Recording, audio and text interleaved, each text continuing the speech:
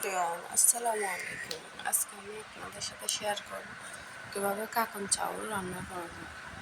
কাকন ভাত আপনারা সম্ভবত অনেকে খাইছেন, অনেকে খাননি। এগুলো আগে বেশিরভাগ খাওয়া হতো। দেখেন কাকন ভাত রান্না করার জন্য এখানে আমি কাকন চাউল নিয়েছি, এর মধ্যে একটা এলাচ আর তেজপাতা দিয়ে এগুলোকে ভালো করে পানি দিয়ে ওয়াশ করে নিয়েছি। এখানে ওয়াশ করার পর এখানে দুধের মধ্যে চিনি নিয়েছি আমি 1 কাপ। তারপর দেখেন কাগজ চাউলগুলো আমি দুধের মধ্যে দিয়ে দিচ্ছি। এখন আমি সব চাউল একসাথে দিয়ে দেব। এবার এর মধ্যে আমি দিচ্ছি নারকেল কুড়া। দেখেন এর মধ্যে আমি নারকেল কুড়া অ্যাড করতেছি। নারকেল কুড়া অ্যাড করার পর একটু নেড়ে দেব। নাড়া হলে এর মধ্যে আমি অ্যাড করবো লবণ।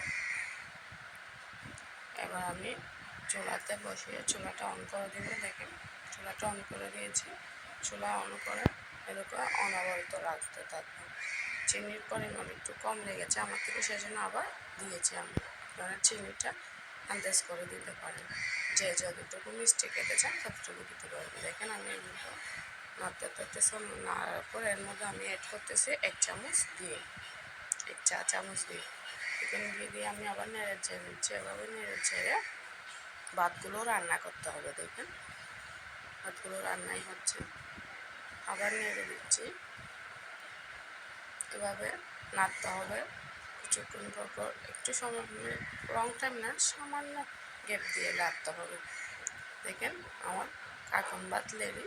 সো আপনাদের থেকে ভিডিওটা ভালো লেগে থাকলে অবশ্যই লাইক এবং শেয়ার করবেন এবং আমার চ্যানেলে একটা সাবস্ক্রাইব করবেন। খুদা হাফেজ।